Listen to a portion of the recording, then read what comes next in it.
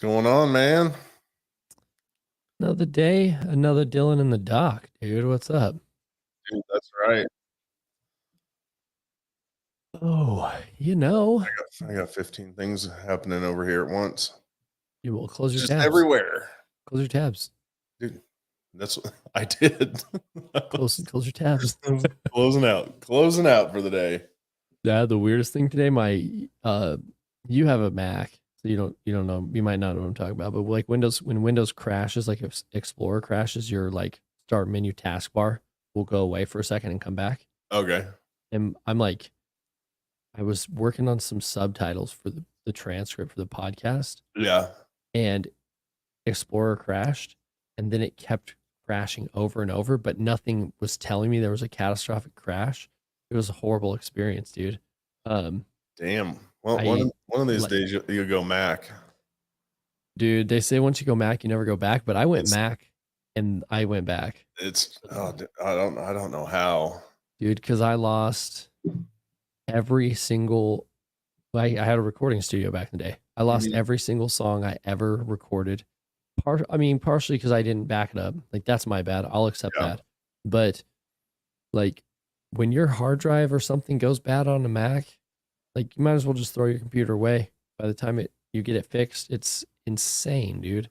Damn. Um, in Mac's defense, they do usually not break as often as PCs, but hey, welcome to Dylan and the Doc Show, where we talk about PCs and Macs all night long. Yeah. Not really. That's not true. Anyone that's fresh here, that's not what we're here to talk about at all.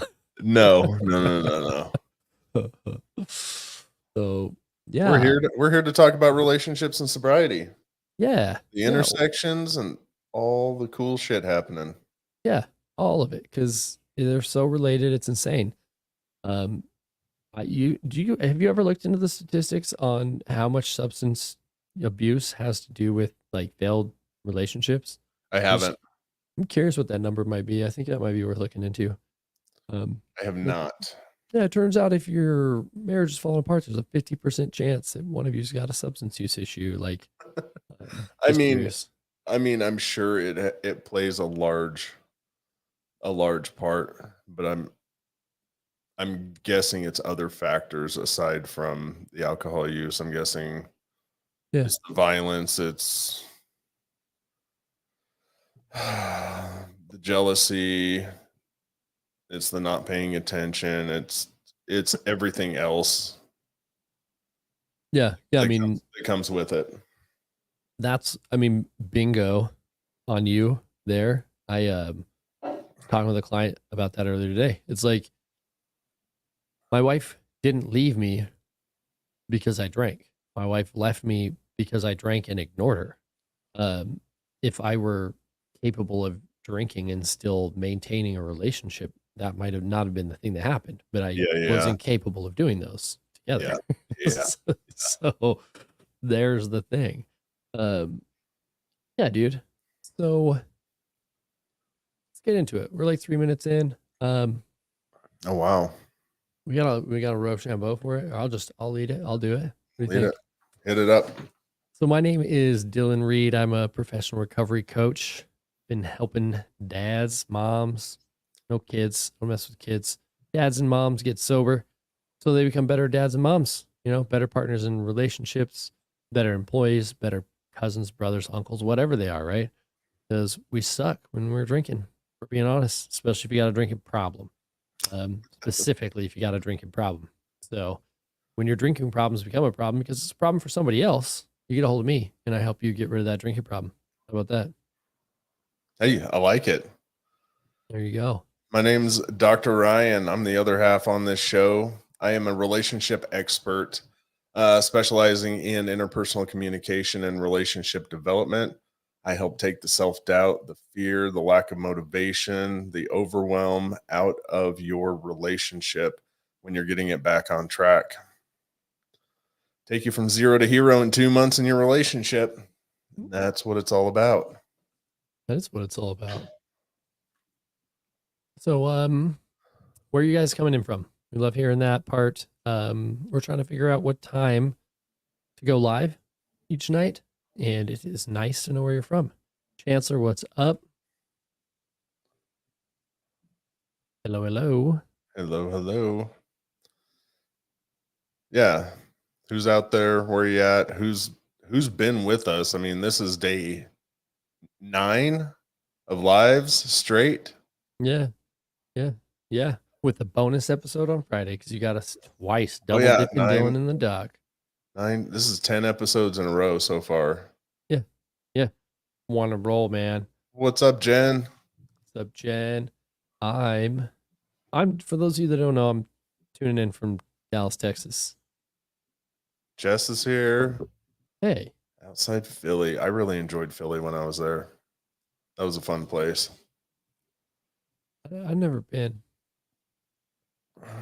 Oh, bummer. I'm just like I've been to Wyoming and Texas. That's about it. And then some airports, some Colorado. I mean, if you're from Wyoming, you've been in Colorado. Oh yeah. And I guess like Montana.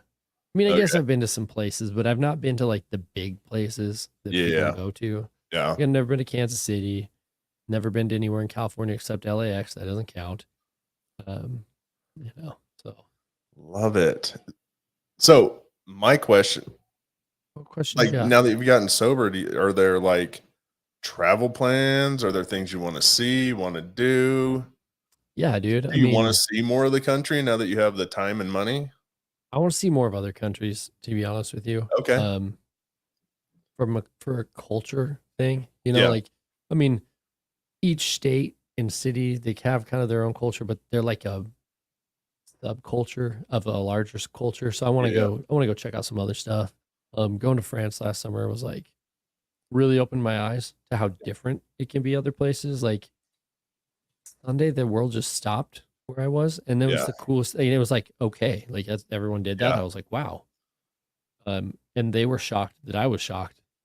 Like, what do you mean? You still everything's open on Sunday? I'm like, yeah, everything is open 24 hours a day, most Yeah. places on Yeah. Sunday. Um, so I just want to go check out some other stuff. Yeah, it's different. That's definitely a huge life learning experience traveling. I mean, Yeah, I've been quite a few places, and every time I go somewhere, it's life changing. It just I've, gives me a whole new perspective on things. I mean, going to Turkey and seeing all that stuff, like the culture surrounding it and how old it is. I mean, Constantinople, if you think about, it's Istanbul. yeah, how old that, Yeah, well, I mean, it started as Constantinople. Istanbul was on Constantinople. Oh, sorry. Yeah. So things like that. And man, China and Japan. That's Japan. I want to live in Japan. I have Uh, like I want yeah. to I live there don't know for if I like don't know if I could live there, but I want to do it for like a year. To be okay. honest, I want to like immerse myself in what it's like. Yeah, yeah. Um, Maybe it would be 6 months, and I was like, wow, I don't want to do it for a year, but yeah, I mean, I like to get around. Um, Oh, I yeah, love it. Travel's huge on my list now that I'm working on myself and fixing finances. Just booked a trip to Croatia for my daughter. Dude, Jess, Croatia is on my bucket list. Hello, friends. Took your advice. I'm down to Fortnite. Love it, Doug. that's what's up, dude. That's But what's Jess, up. that is awesome. Especially working on yourself, fixing finances, and being able to do that. Huge, huge step. That is phenomenal. Yeah, I'll bet you are excited. I'm excited for you. Yeah, I mean, that's part of it. When I got sober, I realized how much like I got a client right now who likes to travel. It's like you have so much more money to do so when you Yeah, get sober. yeah, yeah, Like, multiple trips a year. yeah, Like, wow, I could have been doing this the whole time. So yeah. yeah, welcome to Dylan the Doc, the travel show. The travel show. We had a computer show earlier, a Yeah. technology show. Now we're having a travel show. Now we're having a Um, travel show, but the underlying message is right when you start working on yourself, you take away some of that fear. yep, You start putting some goals in place. Things start to happen. Good yeah, things start to happen. yeah, Yeah, I Like, think you're able to experience life on a new level that you would not have been able to do otherwise. totally. Yeah, I mean, I think that's where the biggest intersection is between what the two of us do. Yeah. Like I'm like, hey, get sober and then let's do goals. Like or sometimes they kind of work in together to get there. Mhm. But it really is. It's about self-discovery. It's about fixing yourself, fixing your problems, fixing your finances, all those things to be able to go Yeah. like live a life, right? Yeah. So yeah. And that's the thing, living the life, man. So much of life passes you by when you least expect it. Like when you're allowing these terrible things to happen, when you're allowing alcohol to take over your life, or you're allowing your relationship to fail and be just this energy suck day in and day out, when you can just take seriously a month or two, fix it, and like Maintain it. maintain it, have these experiences. And it's Yeah. these experiences that are going to help fix the relationship. It's like crazy to me that people don't take that into consideration. They'd rather live in this I don't know, this environment of conflict and anger and resentment and ongoing shit. And it just, How much of it is that they don't know what they don't know? I guess is be my question. Because it's like a lot of what I see with drinking is if your parents did it all the time, if your uncle did it all the time, if these people do it all the time, you're immersed in a culture where that's okay. So I guess my question is, how many of those people grew up in a household with a relationship where the relationship they have today is the relationship they know growing up? Does that make sense? yeah, it does. But I don't fall into that. I don't fall into that thought pattern, Yeah, yeah, that, yeah. that area of thought. Okay. Like if you want to blame everything on, oh, this was how I was raised, this is that, those are excuses for not moving forward and getting better in my Well, eyes. I'm not saying blaming it. I'm just saying I wonder how many people are out there that have no clue that there's such a thing as a better relationship than what they have. Does that make sense? Like they're not aware. That also You're like, shut like up, Dylan. These are well, excuses. no, like, I'm playing devil's advocate, like, that would mean they are not on social media whatsoever. Yeah, yeah. I hear under a rock. Like, they've Right. never seen a healthy, awesome relationship, which people are putting out that stuff left and right. Yeah, that's fair. Like, Yeah. you see these couples on TikTok, I follow a bunch of them, Look, if and I they're was in buil the back, if I was in the back and I was like objecting to why I don't need your program, you're smashing them left and right. So just keep doing okay. you, keep doing what you're doing. But, like, these people that I follow, they're building a brand on their relationship, and it's them joking around, having a good time, showing what a healthy relationship actually is. Yeah. Um, Whether that's really how their relationship is or not is beyond the point. Yeah. What I'm saying is there are there are people out there that you can kind of look at and say, I want to model my relationship kind of after this. Like, I don't want to be at home with somebody who has no sense of humor, who doesn't have the drive to get up and do something, who lacks motivation, who lacks compassion, who lacks understanding. It's So all not like Alan Peg Bundy. no, it's all He out there went to for the work every take. day. It's all out there for the taking. And like I could say something similar, like addiction's a little bit different, but you can see people living outside of active alcohol use. Dude, I don't think it's really different, to be honest with you. I mean, Really? and that's yeah, that's where because I have like I have addiction's multifaceted. Yeah. Like, yeah, there's the substance side to it. Like there is the chemical dependency that can be developed. There are all those things. I have yet to talk to anyone in addiction that didn't want out at some level. Like they may not be super striving towards it, Yeah. but if you talk to them long enough, they are tired of the hell that they're in. Like Mhm. I've not met someone that's like, yeah, I love this. It's the best, like at first, sure, like when things are good, but when it's time to get out, I haven't met anybody that's like, yeah, I want to just stay here, you know? Does that make Yeah, sense? You yeah, know? yeah, it does. And like I Yeah, was it's just like that like clicked something in my head because I'll be sitting at home and I'll be watching a TikTok or a reel, and it's some of my favorite people, and it's like, hey, it's what is this? This one lady did lives, and it was Tipsy Tuesday or whatever. Like she just got on, had a beer with her all her followers, and that was kind of the gist. And I would sit there and I would have a beer because like I wanted to be part of that crowd. So I guess it yeah, is who you follow and what you watch and what you engage with and what you choose to allow into your life. Like if you're totally. choosing to allow the negativity, if you're choosing to allow the culture of drinking in, it's going to have an effect. Yeah, yeah, yeah, yeah, yeah. Yeah, the lady here that runs our community Facebook, Mhm. she'll get on live and just be drunk and talking Really? smack. So crazy. Nobody, I mean, she's still the admin. It's wild, dude. Of what community? Like for like where I live, Lantana, Oh, Texas. really? It's crazy, dude. Yeah, it's crazy. She just I was gets like, on hammered? oh, dude, yeah. She'll just like they'll do it almost every year before school starts. She'll get on. She'll be all drunk, telling everybody, drink in hand, telling everybody like start slowing down, look out for buses and all this stuff, and then like inside joke, talking smack about different people in the Yeah, community yeah. that people know. It's Yeah, yeah. wild. I was like, I'm just like, because I'm not part of it. I don't even know the inside jokes. I don't know who these people are, but watching it is always like, I'm like, like sober version of me looks at this and I'm like, what the hell is going on right now? And I Yeah. don't know what I would have thought when I was drinking, to be honest with you. But I look at it and I'm like, this is crazy. Like this lady's just like on a soapbox right now, drunk, not even like talking about our community, but not talking about our community. It just seems Yeah. it's a weird thing to me. Um, Yeah.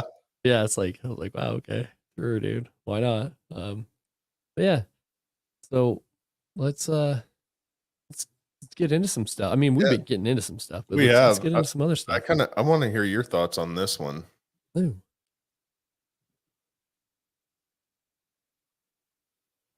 Okay, is choosing to have a drink after being sober for a walk the same as relaxing? I think the question is choosing to have a drink after being sober for a week Yeah. the same as relapsing. Talk to text is not always our friends here.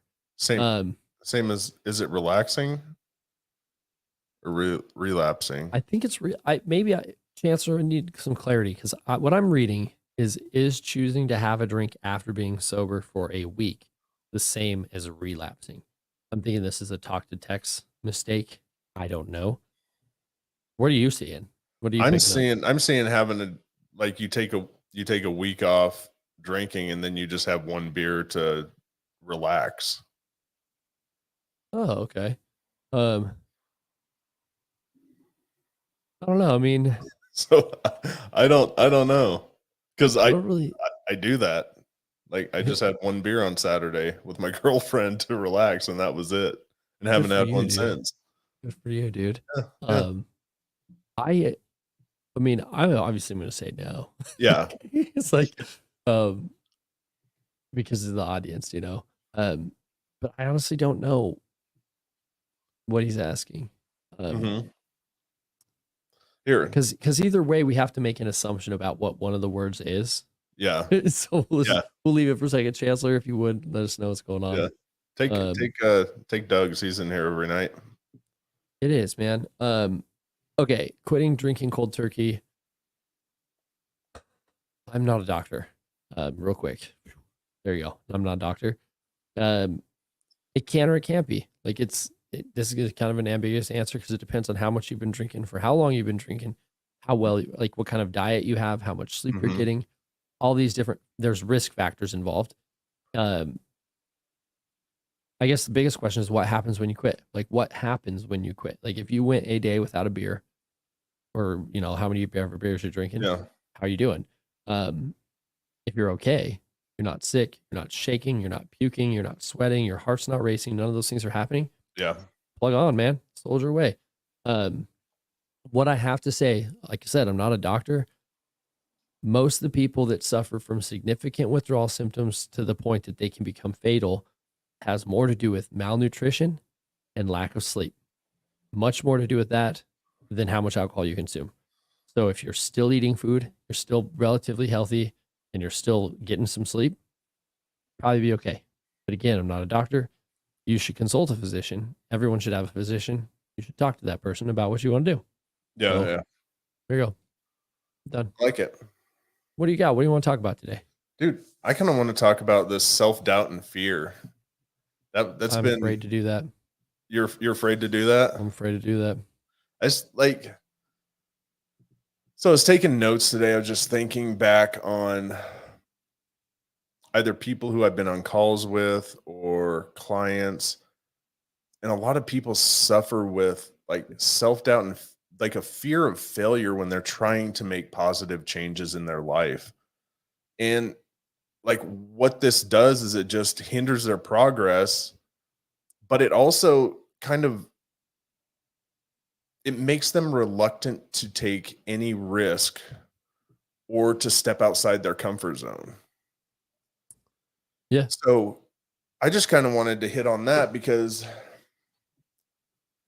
especially in a relationship, we become so complacent in what we do, and that's where the stagnation comes from, that at some point we're no longer willing to step outside our comfort zone and try new things, go on a date night at a murder mystery, right?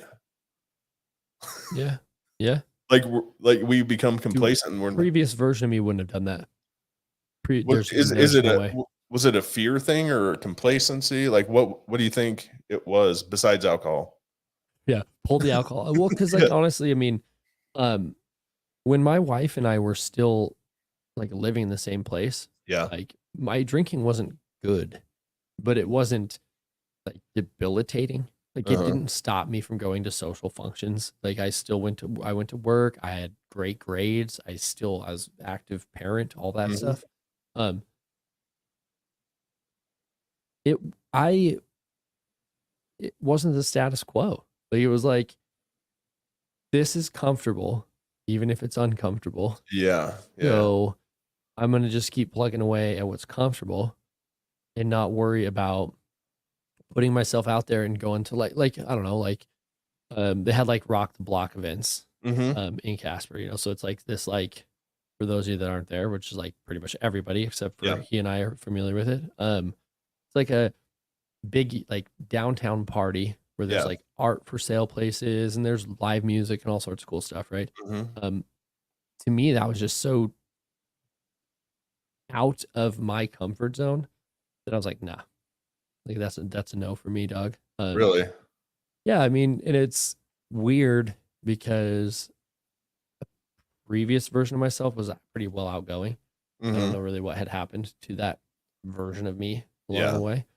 But yeah, I was definitely I was married, man. I had my wife, I had my kids.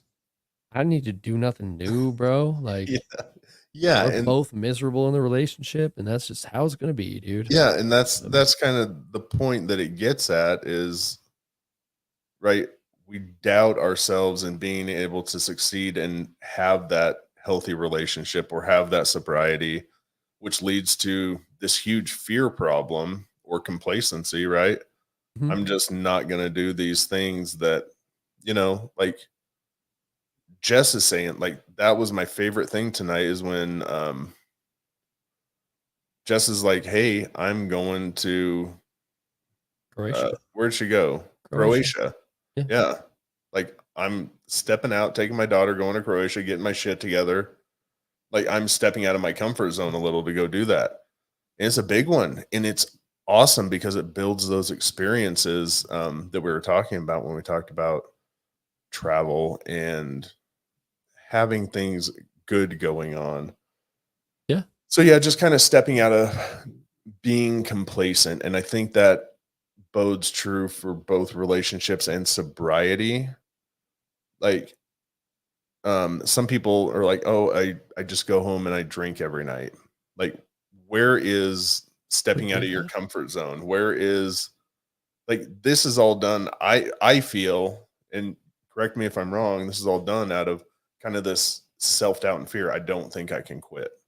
Dude, I love it. I want to throw another one in there for you. You let me know what you think. Yeah. And I'm curious if you see it. I see it in relationships. Um, success is as scary as failure, because like when you get sober, you have to kind of stay that way.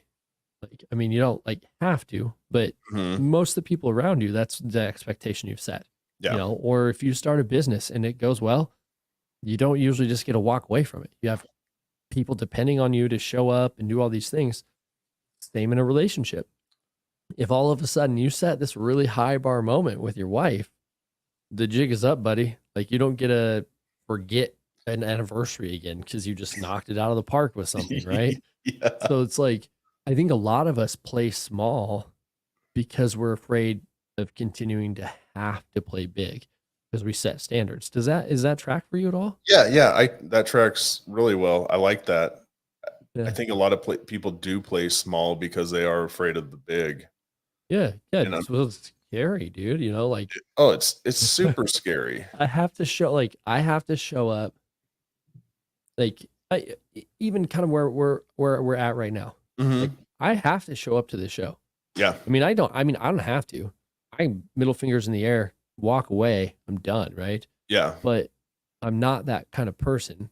I've set this precedent for the community that we're going to be here. We had somebody thank us for being here Yeah. when she was blown off by another group, Yeah. right? You know, so it's like um you create these patterns and these habits in your life and you have to keep on fulfilling them because people expect you to do it.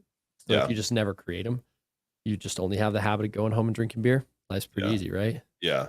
So yeah, Yeah, it's that's man, yeah, going big. It really is a go big or go home mentality for me when it comes to relationships. I mean, that's 100% why. Like you're, right now, I just started getting up at 4 o'clock in the morning yeah, you're nuts. because, well, here's the thing. That is a supportive moment for Melissa. Jim, That is something that is very important in her life. It's her time. She invited me into it. She's excited, and it's a way for me to support her. That means I'm getting up at 4 a.m. So what? I'm just saying y'all can go at 5. That's all I'm Like, saying. like Okay. you could, but like that was her thing, her decision, Hey, her choice, and hey. it is the time together, and I love it. Well, that's what it's all about. You know, I do the same thing but different. I choose to go to the gym at 5 Hmm. so that I'm supportive moment with my wife when her and the kids are up. Yeah, So I yeah, like go have my me time so that I can then actually be a part of the family. yeah, Um, so yeah, yeah. I love So that. I mean, and that's one of those things. It's go big. Like I can't just back out of it. Like I could. That's I gonna c look easily horrible. it's gonna look horrible. It's Yeah, gonna look like I don't support her, it's gonna look like I don't care. ain't got no follow through, kid. Yeah, yeah, and if you don't have follow through on going to the gym when somebody asks you, what else aren't you gonna follow through on? Oh, dude. Like it kind of all goes to hell after that. I wish we lived in a world where there weren't all these copyright issues and stuff. Because right now it's just this perfect time for shot to the heart and you're to blame.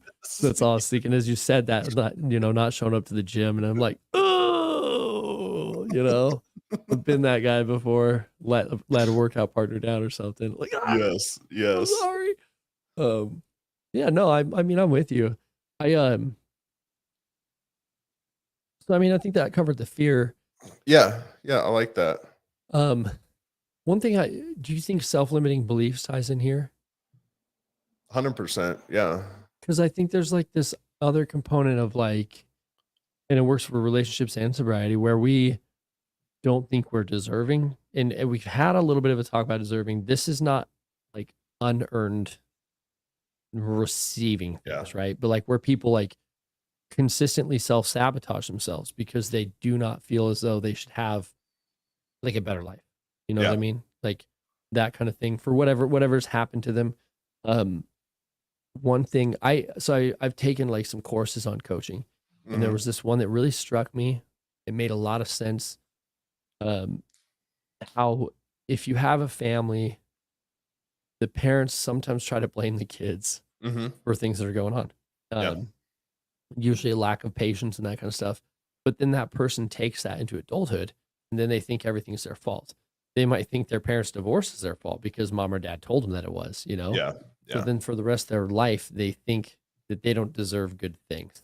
And then Hmm. they don't allow themselves to have them. Like, does Yeah. that play in here, I mean, I'm or is sure it like a there's, different bucket?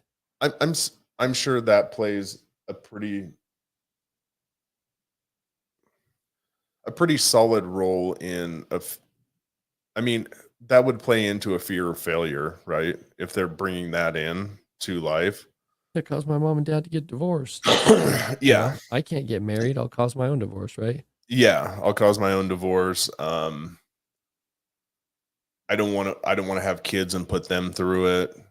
I Uh, had a female friend of mine, her boyfriend did not want to have kids because he did not want his kids to maybe turn out like him. And I was like, that is a really crappy perspective to have about your own yeah. self, Yeah. to feel that bad about yourself that you can't even have kids because of who you think you are.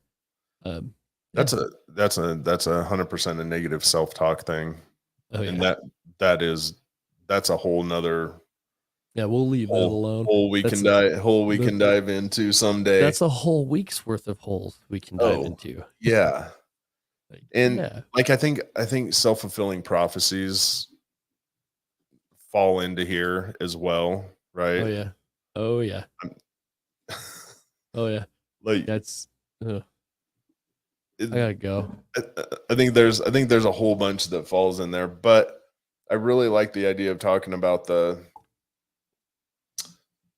self-doubt and fear because I feel like I've felt over the past week or so, like kind of going through doing kind of a qualitative analysis of everything in my head.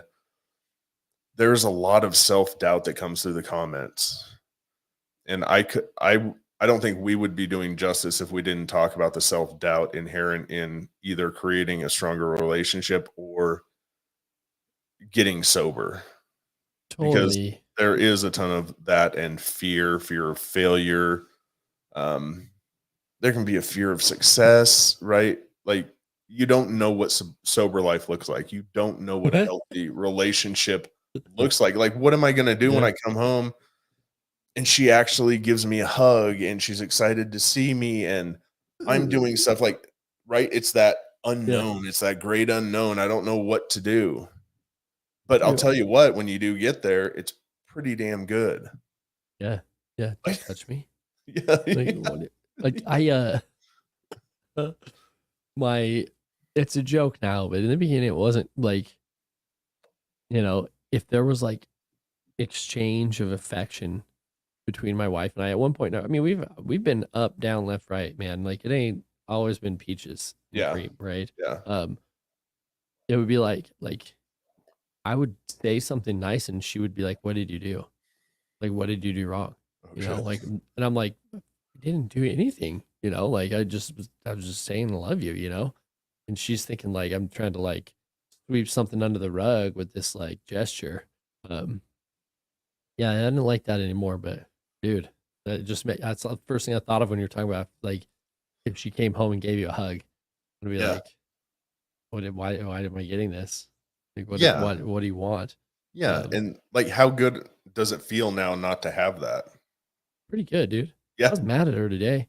She got off work early and she came home. I was in a client meeting, so I yeah, had no idea she came home. And she was asleep on the couch. Never sent me a text let me know she was home. So I stayed upstairs. I mean, I technically was done with work at 5, but I yeah, plugged yeah, through on some other projects. And if she would have told me she was home, I would have gone downstairs and hung out with her. yeah. But instead, I go down at 6 and she's asleep on the couch. And I was like, what? What are you doing? She Like you're not even supposed to be here for half an hour. she I was a needs little some bummed. alone time. She needs some alone sleepy time. She does. She does. We have a 7-month-old, so Yeah, yes, she does. So that's fair. yeah. I wanted some alone time too, though. What are your thoughts on this in the middle of our self doubt and fear talk?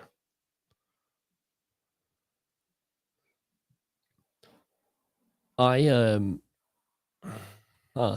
So I think this kind of fits in pretty well, kind of with what we're Mhm. talking about. Yeah. So here's my thought. I think that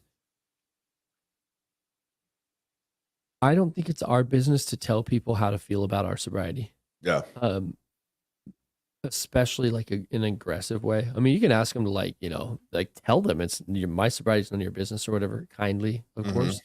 But um, we most of us got sober because we turned into assholes. Like that's like at the end of it, very selfish people. Um, so we shouldn't still project. We should try not to project that once we get sober, because you Yeah. get the point of part of the point in my head of getting sober is like getting past that. And no, Chancellor, I'm not calling you an asshole at all. I'm just making that very clear. Um, I think that it's something you should overlook. When take this for what you will, but and Ryan, you let me know what your thoughts are about this. But it's like us showing that sensitivity tells me that there's a level of insecurity that we have of our own sobriety.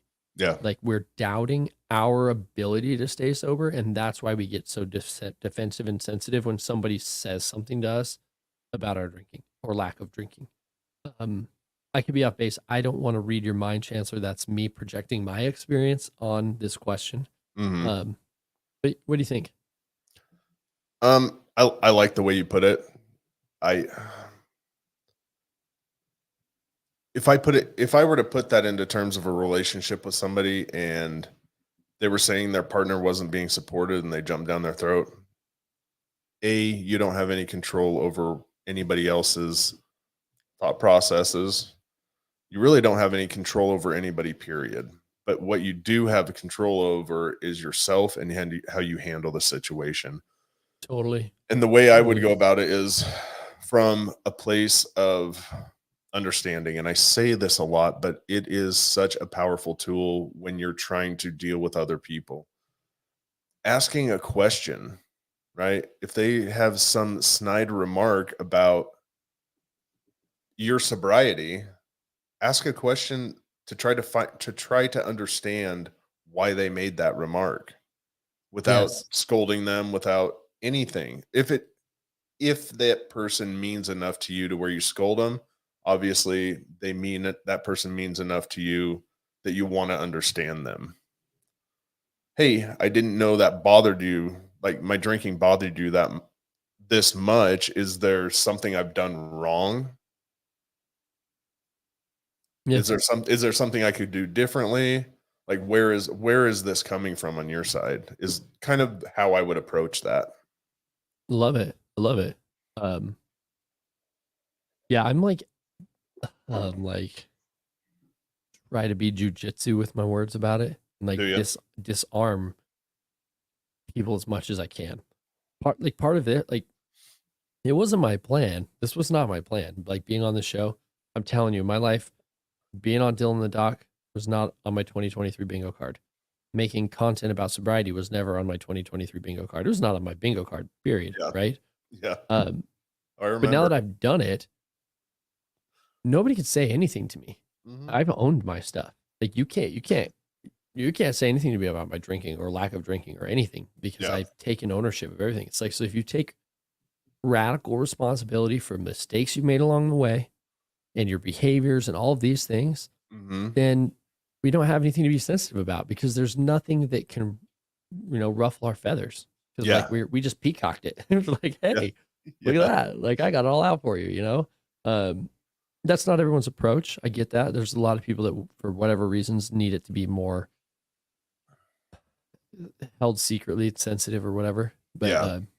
that's my approach. Like, I we're like it. taught take the gun from them. Yeah. Like, what do you Yeah. got? You got Yeah. nothing, dude. Like, talk smack. It doesn't hurt my feelings because like I've allowed myself to be vulnerable. Yeah. Um, I kind of look at people I would assess it in kind of a cost benefit situation. What does their remark cost me? Nothing. nothing. What benefit do I get out of chewing their ass? Nothing. What is the cost to chewing their ass?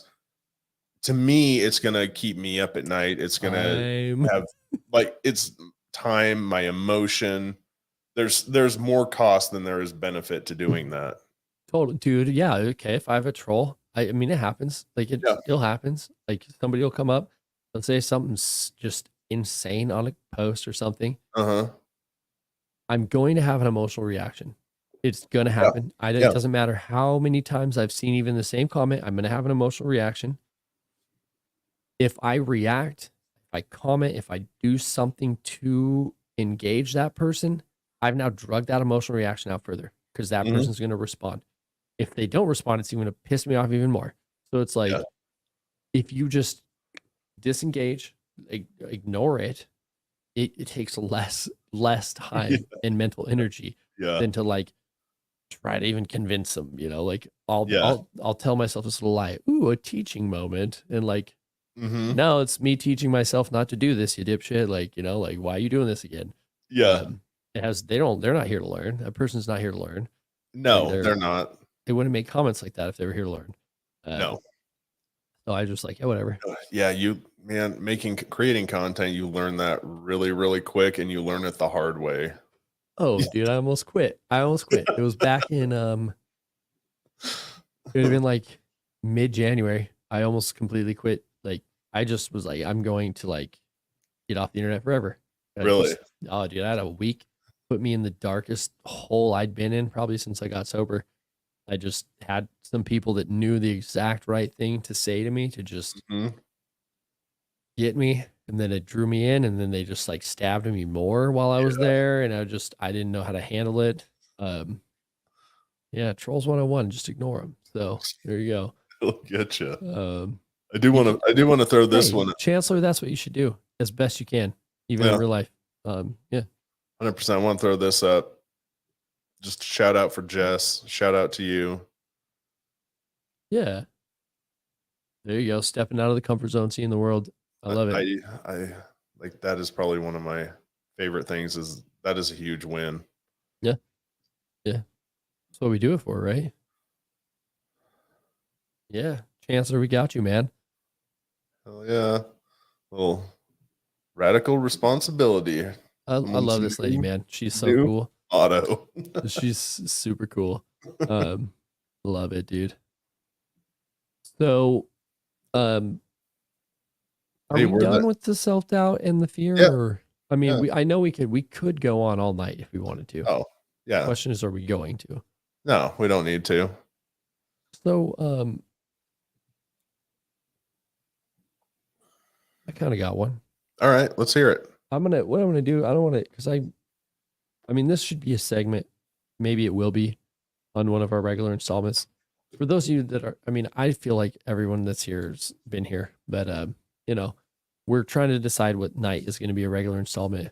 Yeah. What nights and what times. So maybe I'll bring out this whole thing at some point later. But I want to talk about like some common challenges in early sobriety. Yeah. So I mean, this is a whole thing, but I wanted to touch on kind of, I don't know, some interesting ones, I suppose. I think they're interesting. We all go through it, and we sometimes don't even realize we're doing it. Unrealistic expectations are huge in leading to relapse. One that we've covered on the show before is like, I'll throw one out. Then like, I think you can do it with relationships too. I could see how like there's some having am I fair in that? Having unrealistic expectations for how your relationship might get better magically, magical Yeah. thinking type Yeah. stuff. Yeah. Because that's the core of what I'm at here, what this is about here. Because it's like you get sober and then you assume that your wife will take you back just because you got sober. Yeah. Right. Things like that. That your boss will forgive you for wrecking the work truck or, whatever it might be. Right. Yeah. But we get sober. And I guess what I want to get at here is that the unrealistic expectations is actually like a fool's bargain at its core. We're going, if this, then that. If Yeah. I do this thing, then I have to get that. And then when you don't get that, then you stop doing the thing.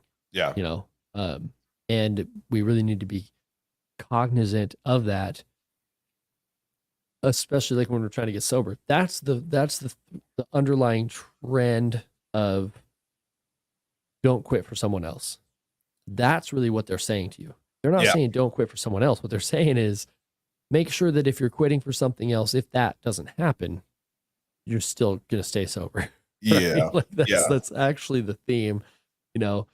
In the same thing we've been talking about the relationships. Yeah. They're not actually saying don't date. They're saying like make sure you're focusing on you because that's important, right? Yeah. Does that track? Yeah. Dude, I was just looking at my notes and like the second thing that I had come up with is this thought of lack of motivation because sustain and this is kind of where it's at. Sustaining motivation over an extended period is difficult for people Dude, yeah. because they start with this like enthusiastic mentality, but but it kind of goes away as time goes on.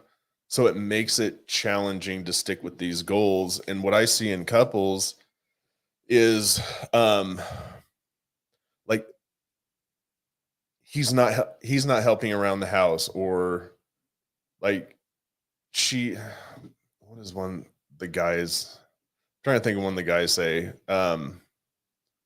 Anyways, he's not helping around the house, so he'll help out around the house for the week or the weekend and think that everything's going to change after that, and then kind of go back to your old ways.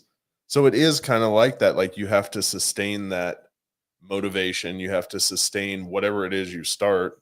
Kind of like Yeah. what I said with the gym and my girlfriend. I've got to, yeah, I've got to, I'm going to stick that out because now that's important to me and it's important to her and it's important to the longevity of the relationship at this point. Yeah. Yeah. I think one thing that helps like stay what we're talking kind of about there is like staying power, Yeah. you know. Yeah. Yeah. I am huge into Stoic philosophy. That is like I have a basically Stoic philosophy devotional that I read every day, every morning. Hmm. And it's really helpful because I'm constantly reminded that they all viewed everything as duty, but not like in like a bad way. Like it's like a Yeah. we owe it to ourselves and to the people around us to show up as best we can every day, right? So it's like when I do things, like, dude, I hate dishes. I do them every day. I do Yeah. them every single day. Um, I want to say without complaining, that's a lie. 99% of the time without Yeah. complaining. Yeah. Um, and the reason it's with so few complaints is because when my brain starts to complain about it, I go, this is a role that I have in the family. I guess Yeah. it's a duty that I have. We need clean dishes. I'm here doing it. You know, it's not like my wife is like, you know, playing Nintendo or off gallivanting around town Yeah. while I'm doing dishes. She's doing a thing. We Yeah. all have our duty. So if I do that, then I can grind harder. You Yeah. know, like I go to the gym, it's hard, Yeah. but it's my duty to my body and my body's duty to the world around me to Yeah. live as long as I can and be as fit as I can. So, Yeah. you know, that's what I just throwing out like that's where my motivation comes from.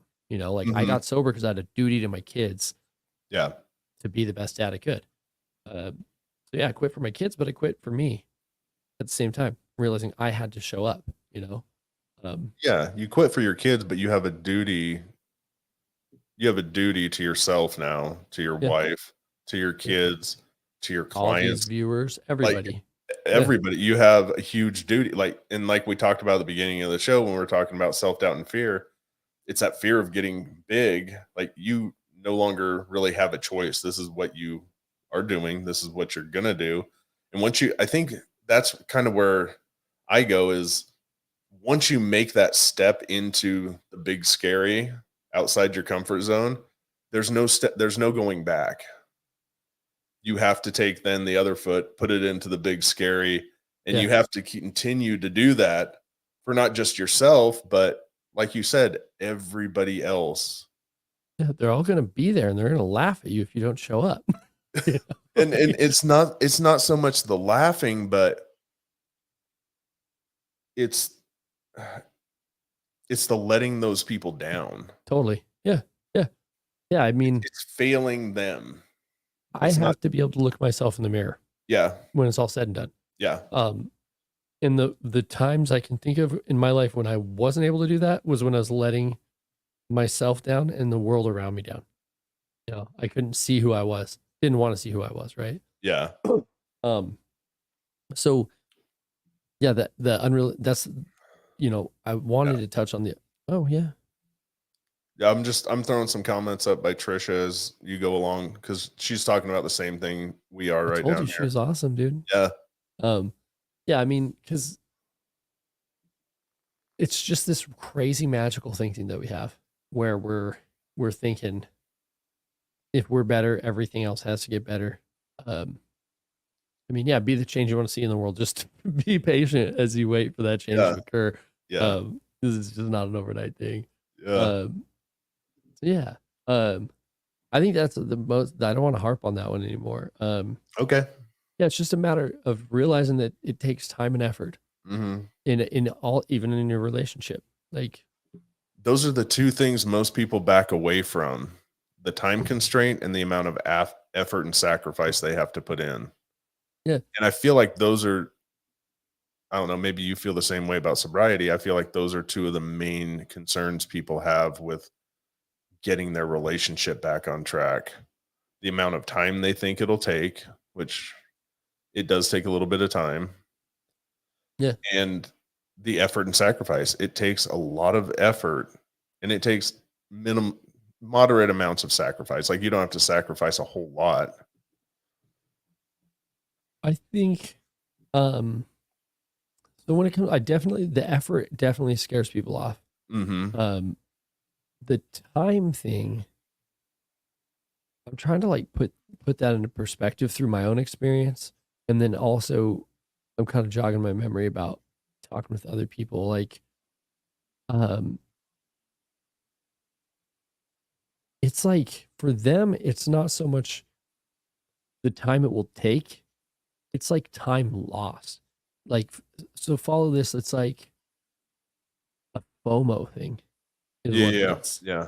It's not so much like the amount of time it will take to get sober. It's more about like The the time they have times to be. yeah, lost, like you can't do the things that you did or that kind of stuff. Does that make sense Yeah, at yeah, all? yeah, it does. Like I was thinking about it. I was like, oh, the time with sobriety, it would be it's that forever word. Yes, dude. It's that That like once I get sober, I'm gonna be sober forever. And it's that forever. forever Sandlot, if ain't nobody Yeah. got that. Yeah. Yeah. Hey, I think our crowd's old enough. Everybody got Sandlot But reference. like, check this out. It's a bit she's a bit surprised it's easier every single day. That's that's it. Like my day was harder than my first week, was harder than my first month, was harder than my first year. Like the longer I get into it, that's why I say relapse is a choice for me at this point. Yeah. Because Yeah. there is no struggle in my life to Mhm. stay sober anymore. It's just not a thing. It doesn't exist. Um, Yeah. so because it's not hard, I don't get to like pull the dang it card. Life was too much today. I had to do the thing. Yeah. It's like, no, that's not how it works, Like looking back on it, like the first month was kind of crappy.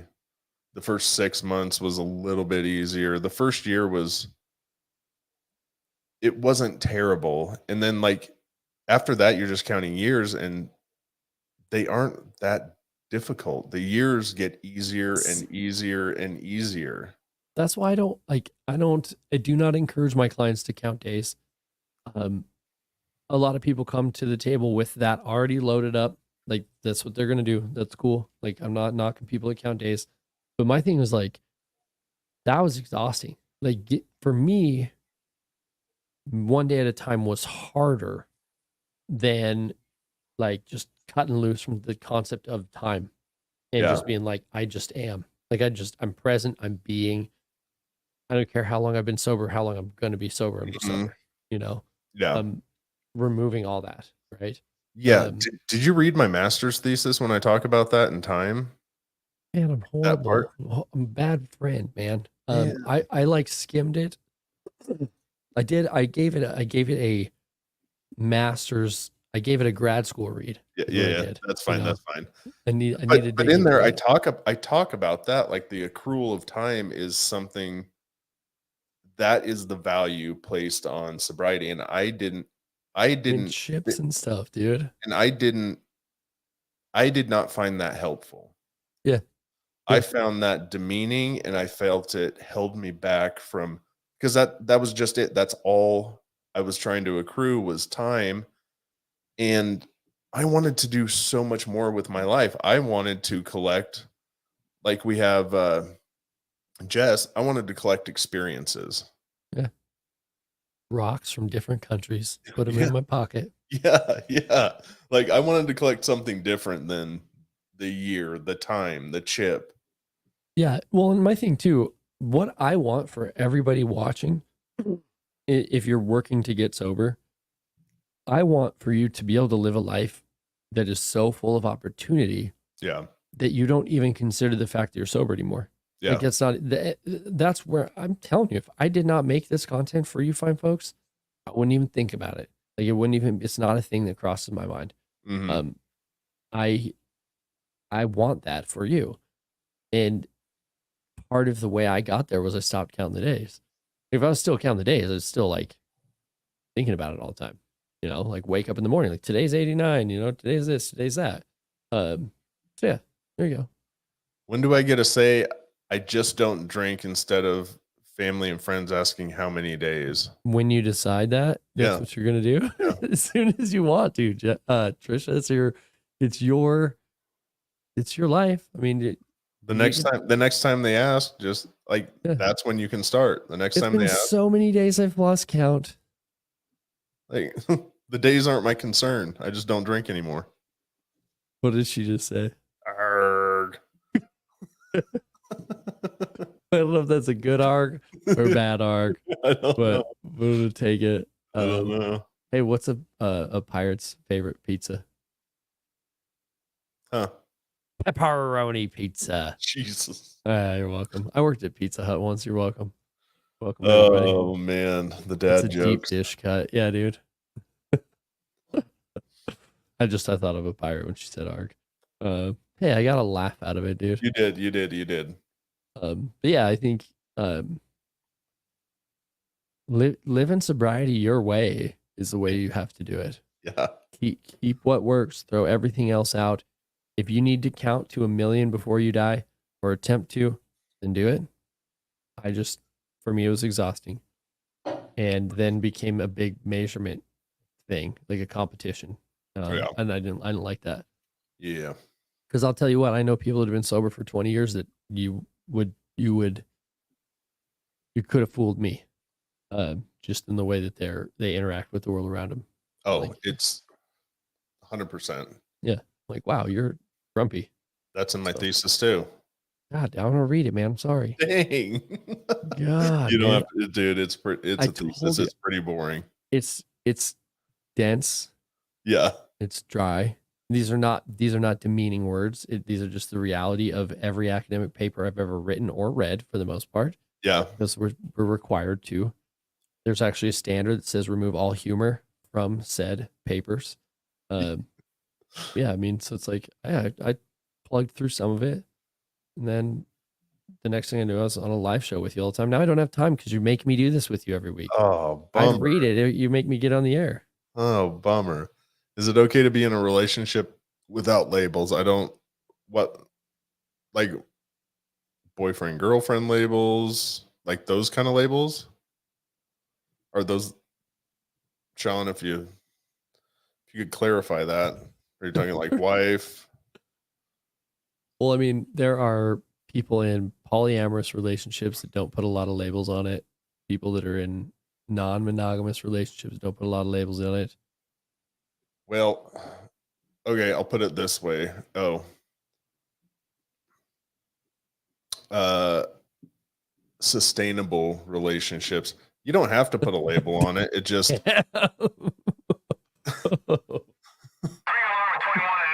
It's like sustainable relationships. Like, I don't think we have anybody practicing polyamory on the show, but they're like rolling over right now. They can roll over all they They're gonna want. come find you.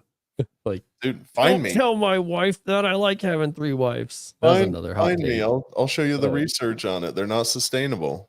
No, and I mean it makes sense. It's difficult. I've not done that. I don't know personally, but I just feel like it would be hard, right? To like have a fully committed, deep, intimate relationship with 5 people at the same time. Well, it can't. You cannot give enough attention to each person to sustain that relationship. You know what? I have evidence, not to the contrary, but I have it with my own children. And I was thinking about this the other day. It's like, I can't have more kids. I want more kids. I want 1 billion. I love kids. They're cool as hell. I can't give them the attention that they need if I were to get more than we already have. Yeah. Because it's not fair to them. Yeah. To have to be like neglected every once in a while for the sake of somebody else. Yeah. So I could see in a romantic relationship, it's no different. No, it's not. And there's so many more emotions tied into a romantic relationship. And then Sean's talking about labels. They help you focus on idea. Hey, like sober is a label. Imagine like a rainbow coming out as I do this. It's symbolic interactionism. It can be. There's something to like it making things real to an extent, you know? Yeah. I mean, here's the thing. In the relationship, you can call them whatever you want. It is very personal to the two of you. Yeah. The caveat there is the two of you need to agree on whatever it is. That's the only rule to that. And if it's not monogamous, it's not sustainable. If it's not non-monogamous, it's not sustainable. You're just fucking around. Yeah. There said it. There said it. You're messing. You're screwing around, and it is what it is. Like, you do you. I'm not saying not to do it. I'm just saying it's not a sustainable long-term relationship. Well, neither is oil, they say. Yeah, it's monogamous. Yeah, Sean, like, figure out what works for the two of you. That is the rule. Yeah. Dude, what he's talking about though, I hated when I was younger. What? It's like you're like with a girl, you're hanging out with her all the time. Like, is she my girlfriend? Is she not my girlfriend? Like, what are the boundaries? What is this? And then it was, make him say it. And you're dealing with her friends and everyone's trying to get you to put a label on it. And then you're like, it's a discussion. Melissa and I had the discussion. Is this a committed? Hard being 14, dude. Yeah. Is this a committed relationship? Like, she's in a divorce. A little bit trickier, but that is trickier. But again, it's a conversation. Like, if you're dating this person, I'm dating her. You're getting to know her. If you end up putting a label on it later, you have to have that discussion with her. Like, you both have to be on the same page. Yeah. It's been 2 years. There's a lot more to unpack there than I can do in -3 minutes. -3 minutes, brother. Sean, hate to bail on you like that, but it's not that we don't want to touch the question. It's that we've been staying up late for a week now, and now we're on our not as late week, and I've realized how much I love sleep. That's the reality. That is the reality here. I got to get up at 4. Because you're in a committed relationship with labels, and you've discussed it. Yes. You got a commitment. So, I have a commitment. Sean, we'll be back tomorrow night if you want to pop on. Bring it in preferably earlier in the segment. And I'm sure we've got a few 10-foot poles that we can touch it with if we need to, Yeah. Same time, same place.